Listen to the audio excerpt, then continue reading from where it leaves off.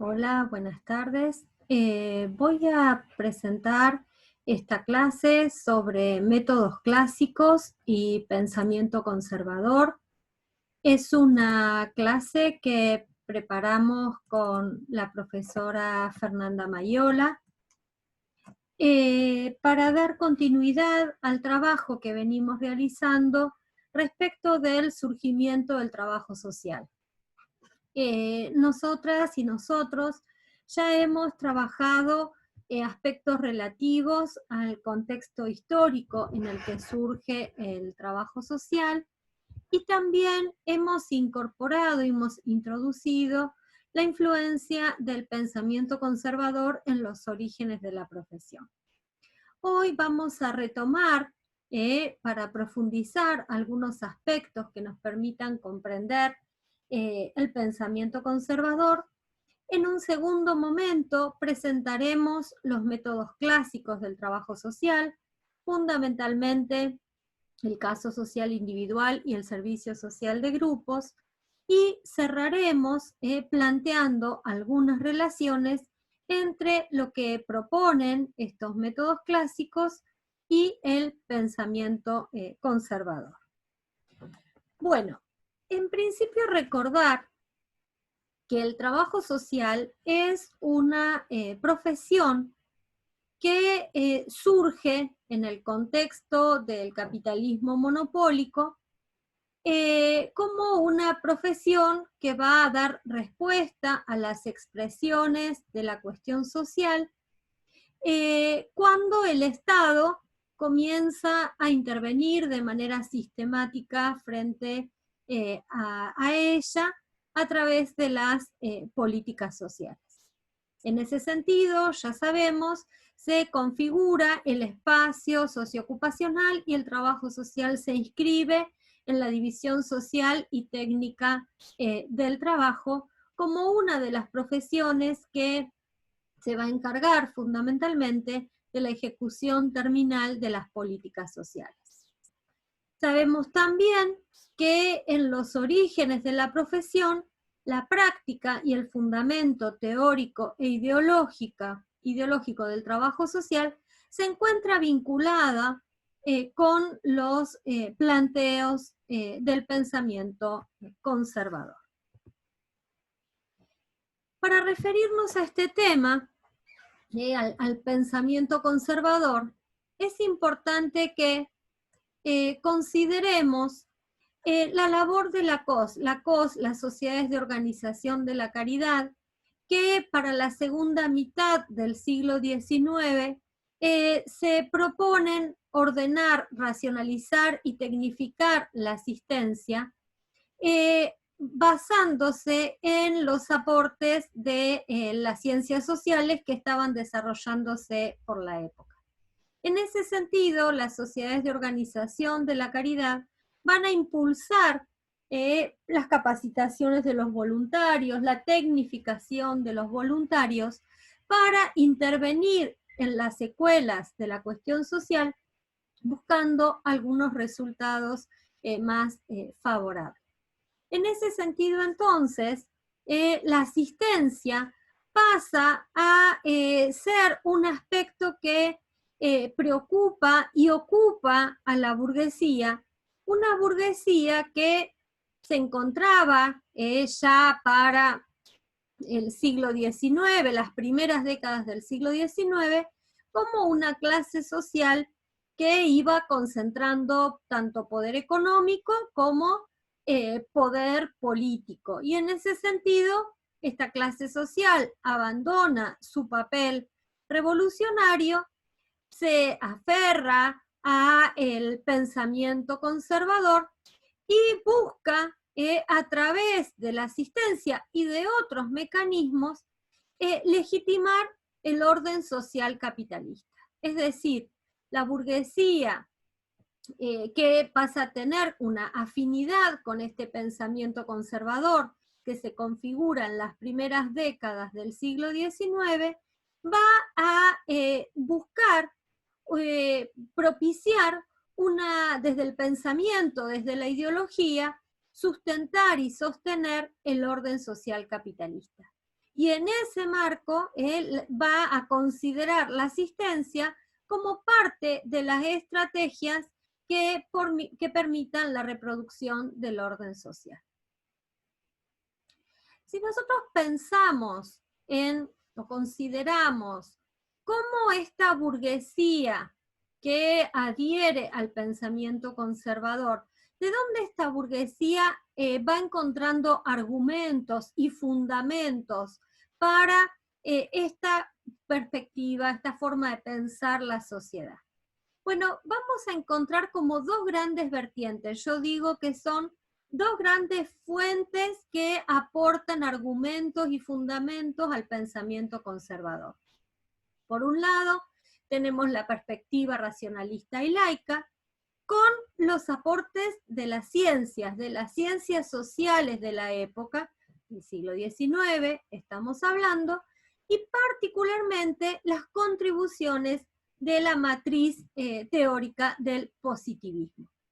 Y otra vertiente de pensamiento que va a aportar argumentos y fundamentos al pensamiento conservador es la doctrina social de la Iglesia. A partir de dos encíclicas papales que nos interesan especialmente, que son la Rerum Novarum, publicada en el año 1891 por León XIII, y la Quadragésimo Annum, publicada 40 años después y escrita por Pío XI. Voy a referirme muy brevemente a señalar por qué estas dos perspectivas alimentan las ideas del pensamiento conservador.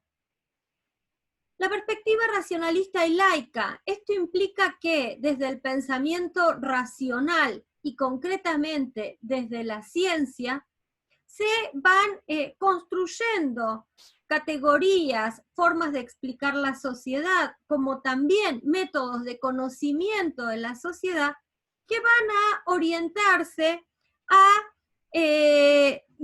promover el sostenimiento del orden social burgués. Si nos referimos al positivismo, bueno, tenemos que mencionar a Comte. Comte, quien desde sus escritos busca defender el orden social capitalista. Empieza a plantear cuestiones que luego Durkheim va a retomar, que tiene que ver con pensar la explicación de lo social y la explicación científica de lo social basado en el modelo de ciencia que existía en la época. ¿Cuál era el modelo de ciencia que existía en la época? Las ciencias naturales, la biología, la física, la astronomía. No existían hasta fines del siglo XVIII las ciencias sociales. Y el positivismo es la primera perspectiva teórica que busca explicar científicamente lo social. Entonces, Comte va a plantear que es posible hacer una ciencia de lo social si nos basamos en las ciencias naturales. Y comprendiendo que las sociedades se regulan por determinadas leyes naturales que los hombres, y hablo en hombres en términos genéricos, no pueden modificar. Piensan en un modelo de ciencia que solo puede conocer aquello que pueden captar los sentidos, lo que es evidente, ¿sí?, a los sentidos, y buscan o pretenden que quien se dispone a conocer esos hechos de la sociedad se esté libre de prejuicios y se posicione desde un lugar de neutralidad. Durkheim, de quien acá tienen el link para ver un video breve que va a dar cuenta respecto de uno de sus conceptos fundamentales, Durkheim es considerado como el padre de la sociología moderna, y entre sus publicaciones, sus conceptos y sus aportes se encuentra el de hecho social. Durkheim quien le da como un carácter más científico al positivismo, entiende que en la sociedad existen hechos sociales que son considerados como cosas y que esos hechos sociales no pueden ser modificados a voluntad por quienes integran esa sociedad. Entiende Durkheim que la sociedad es anterior a los individuos y que esa sociedad tiene determinadas leyes que los hombres no pueden modificar a voluntad. Entonces, desde la aceptación de que existiría una sociedad instaurada previamente, lo que cabe es que los hombres, los integrantes de la sociedad, se ajusten a esa sociedad, a esas leyes que regulan la sociedad.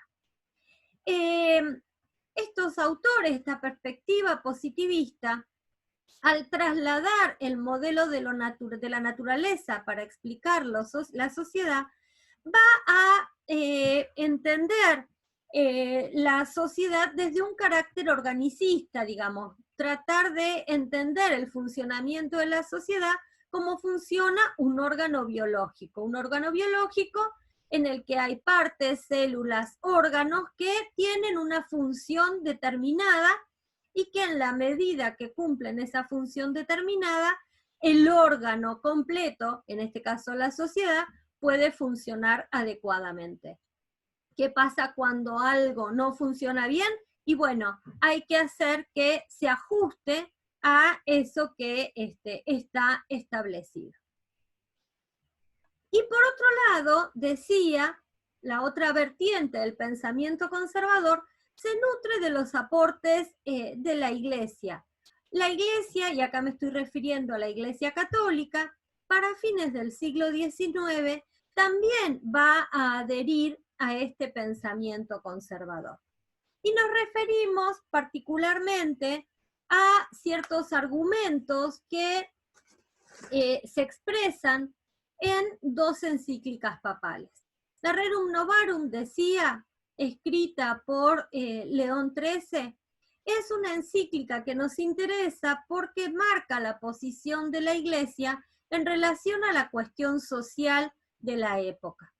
La Iglesia y el Papa, concretamente, en esa encíclica, hace un cuestionamiento, digamos, al funcionamiento del orden social capitalista, denunciando de alguna forma la explotación de los trabajadores, la insensibilidad de los opulentos, pero siempre les digo, acto seguido, el Papa defiende la propiedad privada, y entonces nosotros sabemos que la defensa de la propiedad privada es la defensa de un elemento constitutivo que permite la preservación del orden social capitalista.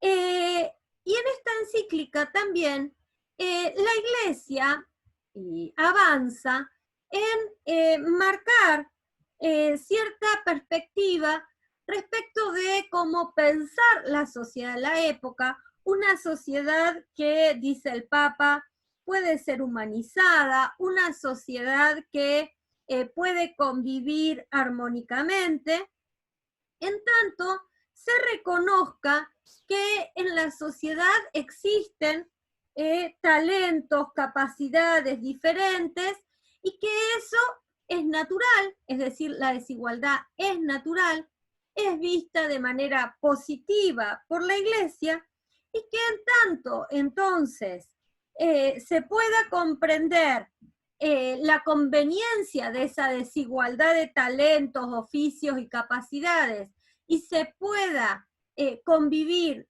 armónicamente, se puede entonces poner fin al conflicto capital-trabajo. Y acá la Iglesia entiende que tiene un lugar significativo en la sociedad al considerar que la religión cristiana es la que tiene la posibilidad de acercar a los ricos y a los proletarios.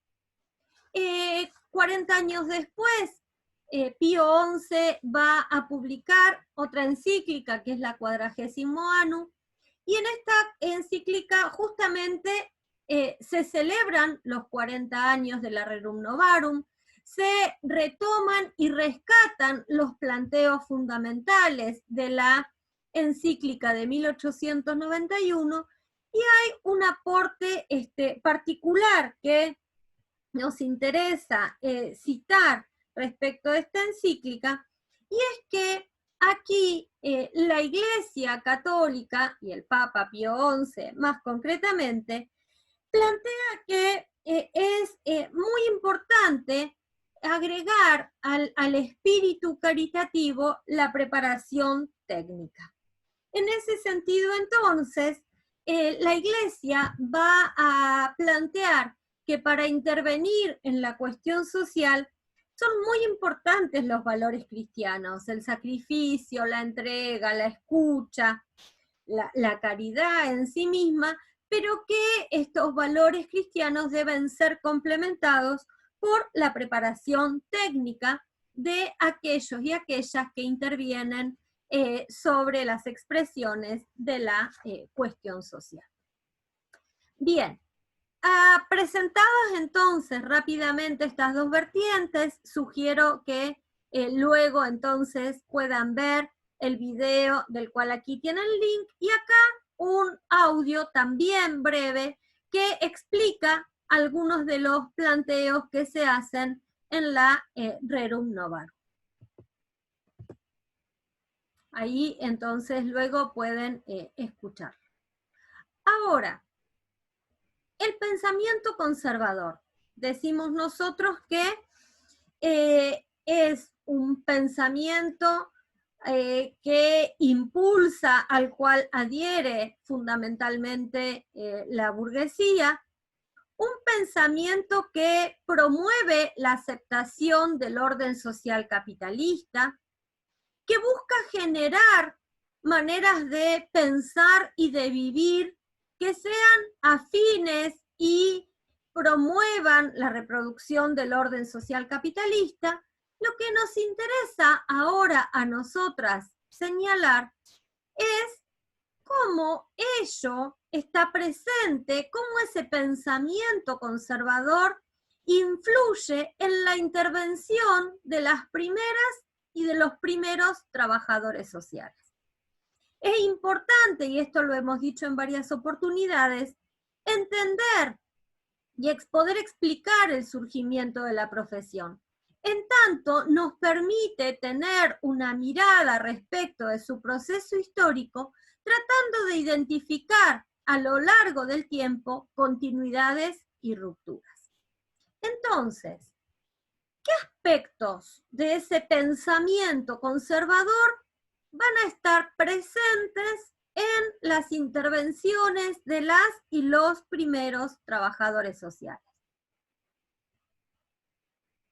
En primer lugar, diremos que hay en la intervención profesional una priorización de necesidades y dificultades individuales sobre las colectivas. Es decir, hay una consideración de que las necesidades, los problemas que atraviesan los trabajadores y sus familias son de índole individual y o familiar, ¿sí? Que no son necesidades y problemas que se vinculan con la pertenencia a una clase social, ni que se derivan de las relaciones sociales capitalistas.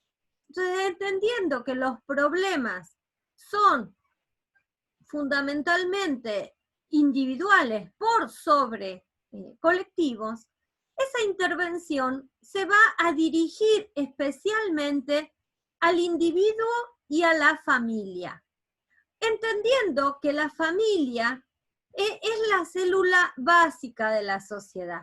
Y en ese sentido es muy importante el ordenamiento de la familia para garantizar el funcionamiento de la sociedad. Hacia esos individuos y hacia esas familias se va a llevar a cabo una práctica de carácter moralizadora y normatizadora. Es decir, se va a impulsar los cambios en las formas de vida, en la moral, en los valores, en las costumbres, en los hábitos, tratando de que estas familias trabajadoras puedan adoptar los valores, los hábitos, las costumbres que son propias de la burguesía y que son de alguna manera las que la burguesía requiere y demanda para poder sostener el orden social capitalista. Y en esta práctica moralizadora, estas y estos trabajadores sociales van a tratar de transmitir y que las familias incorporen normas de vida, normas de conducta. Acá es bien interesante pensar cómo esa práctica moralizadora y normatizadora va a estar presente en situaciones de la vida cotidiana de las familias.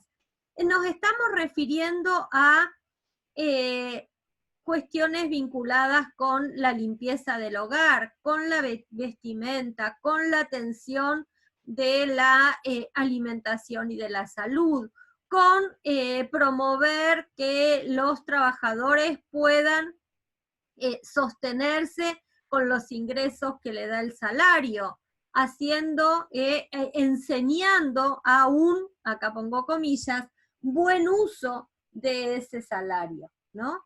A este tipo de prácticas esta idea de la moralización y de la normatización va orientada a esas cuestiones del diario, del cotidiano, ¿sí? De la vida de las familias.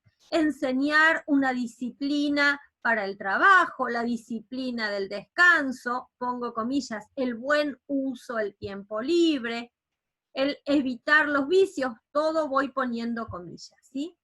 Y en esa práctica que tiene ese sentido moralizador y normatizador, la intervención del trabajo social tiene un carácter técnico-instrumental, es decir, estas y estos primeros profesionales no van a dedicarse sustancialmente a explicar y encontrar los fundamentos y la génesis de las necesidades, las dificultades y los problemas, sino que van a aprender y van a llevar a cabo un conjunto de instrumentos que permitan conocer la situación de los individuos y las familias, que permitan hacer un seguimiento de los cambios que pueden evidenciarse en estas familias, clasificar, crear tipologías, esto a los efectos de, por ejemplo, posibilitar el acceso a determinados servicios, subsidios, recursos,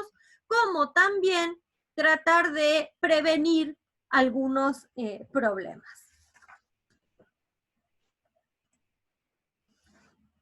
También es importante señalar que en los orígenes de la profesión es una profesión eminentemente femenina, y esto tiene que ver con, de alguna manera, lo que se esperaba de estas profesionales.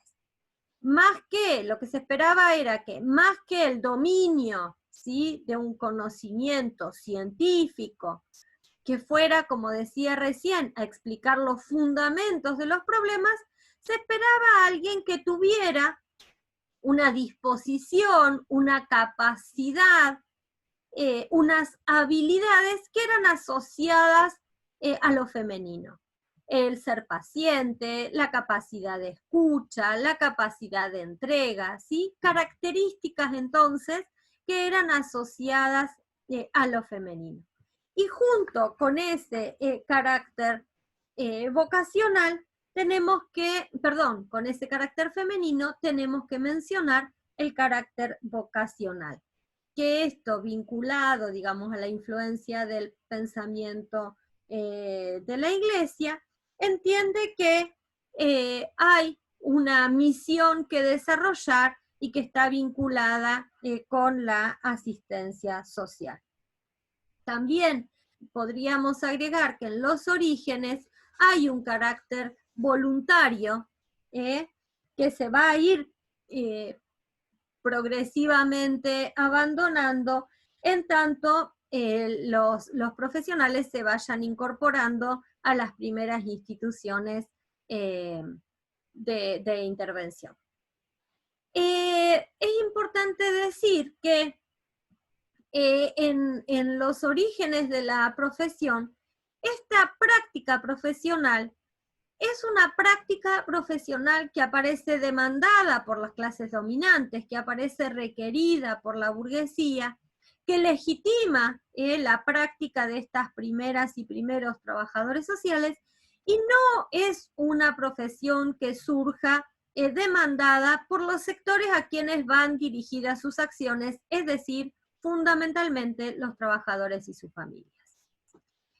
En función de las cuestiones que vengo planteando, el pensamiento conservador comprenderá que la cuestión social, antes que ser un problema que se vincula con la dimensión económica, política, en lugar de pensar que la cuestión social se vincula con las relaciones sociales antagónicas y contradictorias entre las clases sociales, comprende que la cuestión social es un problema moral y religioso. Se busca la naturalización de las desigualdades sociales y el sentido, la direccionalidad de las intervenciones van a promover la armonización de las relaciones sociales, la cooperación entre trabajadores y capitalistas, tratando de que estos trabajadores se enmarquen, se encuadren, se adapten a las relaciones sociales capitalistas. Vinculado con esto que vengo señalando, se entiende que la organización capitalista y las relaciones sociales entre las clases están dadas, ya están establecidas, ya son así.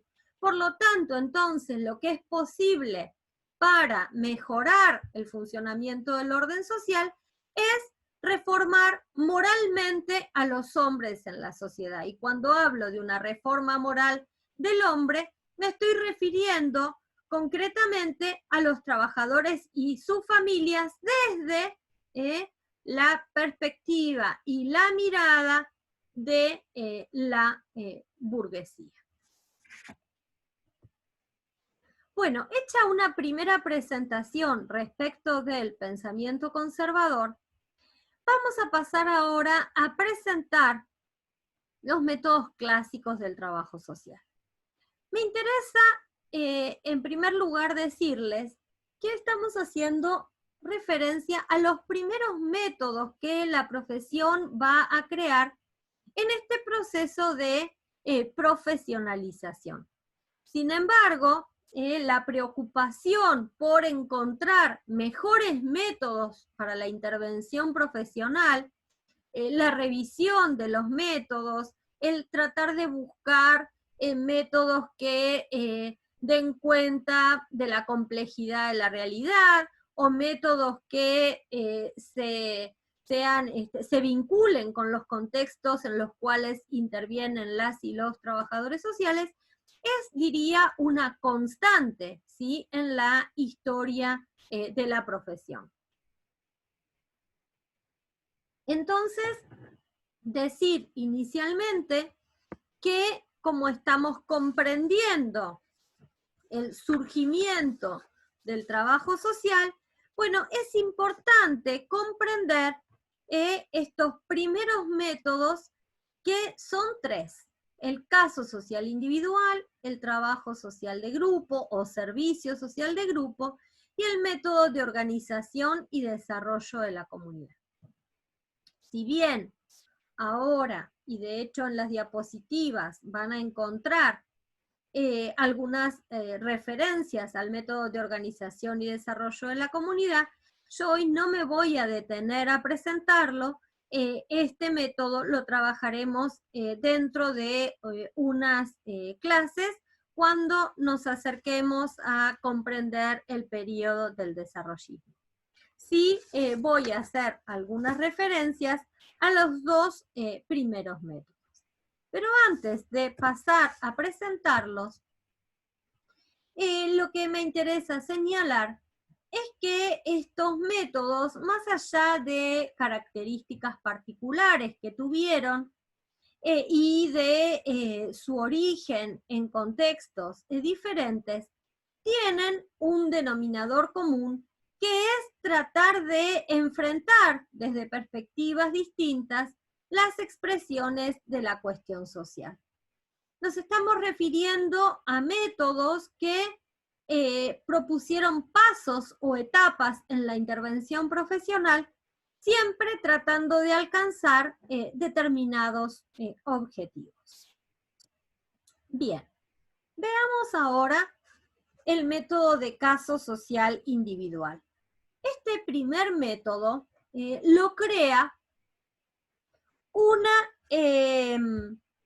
trabajadora social estadounidense, miembro de la Sociedad de Organización de la Caridad de ese país.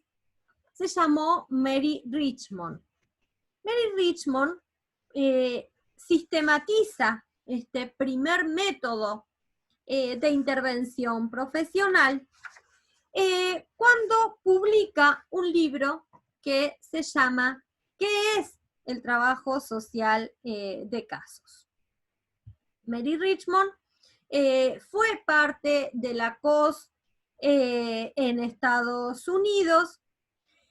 Mary Richmond trabajó, ¿sí?, con médicos psiquiatras, y entonces desde esa experiencia con estos médicos hace la propuesta de un método de intervención que contiene 3 etapas, que son las que encontramos acá. La etapa del estudio social, del diagnóstico y del tratamiento, ¿sí? ¿Con qué sentido? Bueno, el sentido que se propone es el de adaptar al individuo a la sociedad. Este método de Mary Richmond comprende que la pobreza genera dificultades en la conducta del individuo, en la personalidad del individuo, y que entonces la intervención del trabajo social debe estar orientada entonces a reajustar esa personalidad, esa conducta del individuo.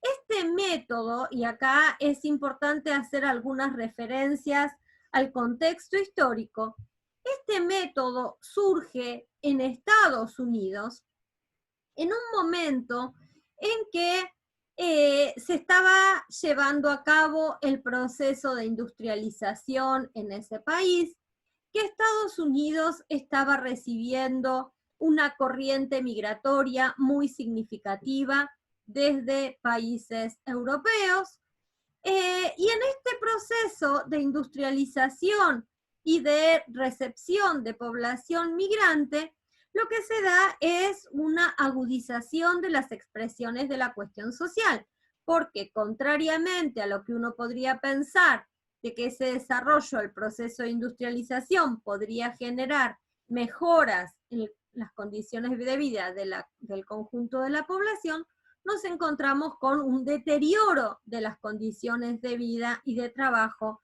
de los trabajadores. Si agregamos las secuelas económicas y sociales de la crisis del capitalismo de 1929, entonces podemos encontrarnos con la necesidad de pensar en el marco de la sociedad norteamericana la necesidad de buscar respuestas a las necesidades de esas masas de trabajadores. Y aquí vamos a encontrarnos entonces con la confluencia de la intervención estatal y de ciertas organizaciones filantrópicas, entre las que se encuentra la COS, buscando entonces la intervención sobre aquellas cuestiones vinculadas con las condiciones de vida de los trabajadores y propiciando algunas acciones tanto en el campo de la educación como de la salud como del trabajo.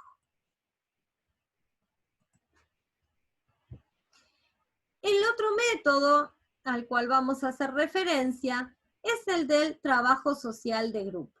Este método es reconocido como tal en el año 1936 en el marco de la Conferencia Nacional de Trabajo Social en Montreal. Aquí tenemos una foto de Grace Coyle, que es quien presenta este método, que si bien es reconocido como método de la profesión en el año que acabo de mencionar, registra algunos antecedentes importantes señalar que en cuanto al trabajo con grupos, hay algunas experiencias que se registran ya desde la segunda mitad del siglo XIX, tanto en Inglaterra como en Estados Unidos. Y nos estamos refiriendo entre sus antecedentes a la labor de la Asociación Cristiana de Jóvenes, a los movimientos de centros sociales comunitarios y a los Boy Scouts. Este método es un método que también tiene etapas, las mismas etapas del método anterior, pero aquí el trabajador social busca intervenir en un trabajo grupal con individuos, tratando de prevenir, llevar a cabo tareas de rehabilitación social, buscando que los individuos se adapten al orden social, pero a través de construir determinados vínculos en el marco de esos grupos. En ese sentido, entonces, el trabajo social grupal es un método que se va a llevar a cabo especialmente con grupos de jóvenes, con trabajadores asalariados, promoviendo actividades recreativas vinculadas con el uso del tiempo libre.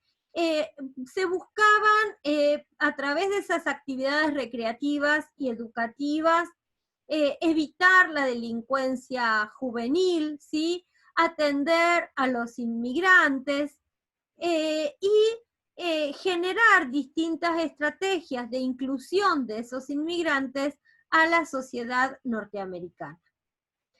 Este método de trabajo social grupal, entonces, también va a promover la mejora del orden social capitalista en Estados Unidos, va a buscar mejorar las relaciones humanas, promoviendo no solo entonces la cuestión individual, sino a través de la participación en esos grupos. En esos grupos es posible llevar a cabo y construir vínculos armoniosos, será posible en esos grupos encontrar concordancia de intereses, y entonces en esos procesos de interacción social que se producen en los grupos, entonces el ser humano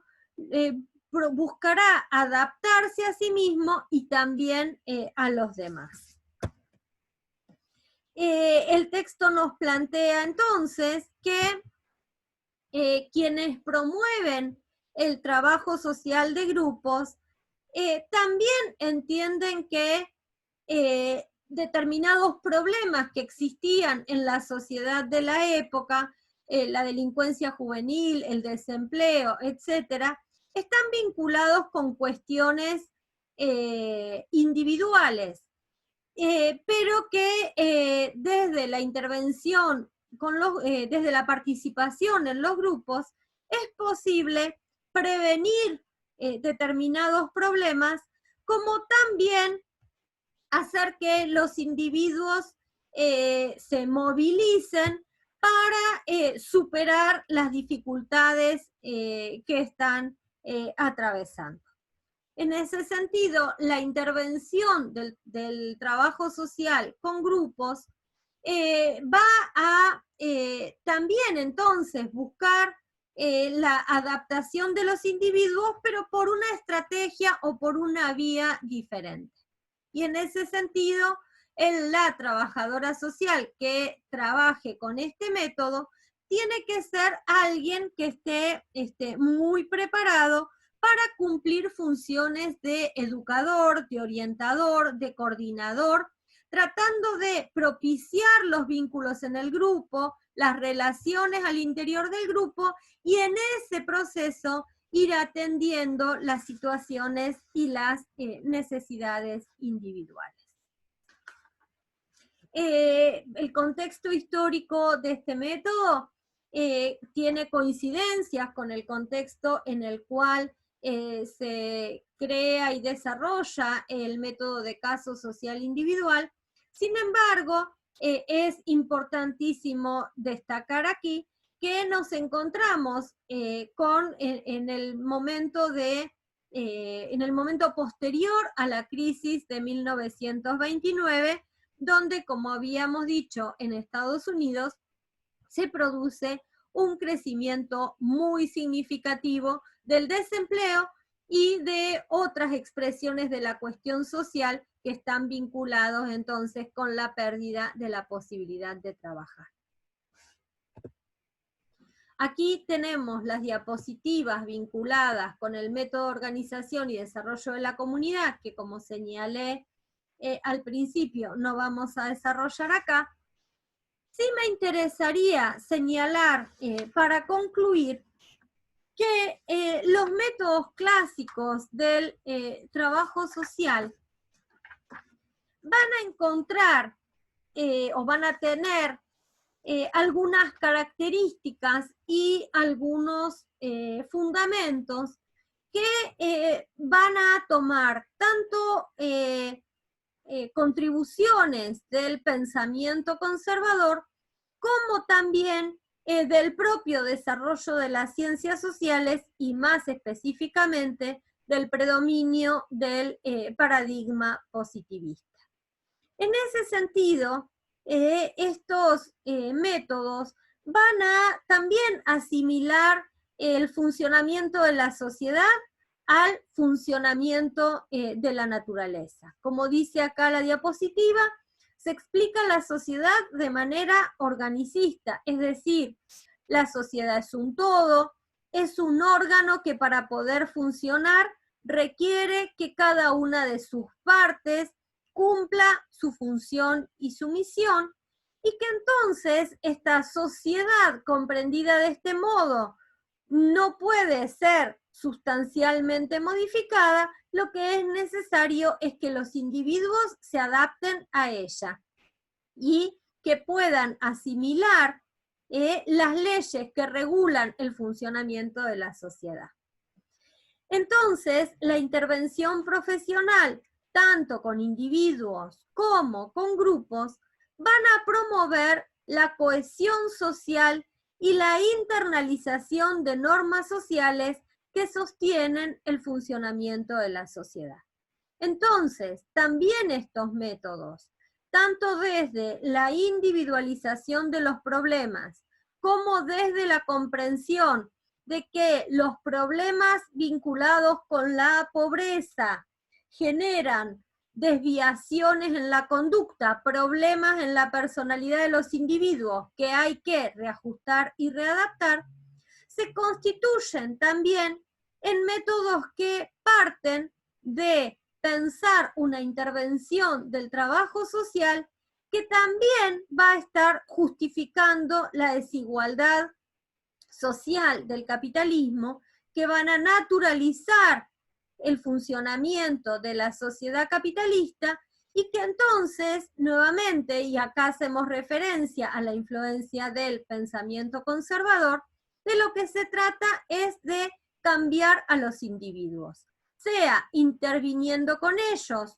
en lo que es el caso social individual, o trabajando con estos individuos a través de los grupos, que es lo que se vincula con el trabajo social con grupos. Bueno, hasta aquí tenemos una presentación general de estos temas. Es muy importante que puedan leer los dos textos que están consignados para la comprensión de este contenido, que es el del libro del profesor Gustavo Parra. El libro se titula Antimodernidad y Trabajo Social. El punto 113, que se titula Conservadurismo y Trabajo Social. Y el otro texto fue escrito por la profesora Mariela Mendoza y se llama Aproximaciones al análisis de los métodos clásicos en trabajo social. Desde esto entonces les proponemos que lean los textos y que en todo caso podamos reencontrarnos y pensar qué dudas y qué preguntas van surgiendo. Finalmente, aquí tenemos la bibliografía a partir de la cual hemos preparado la clase. Quedamos a disposición, les mandamos un saludo. Espero y esperamos haber aportado a la comprensión de este tema. Hasta pronto y gracias.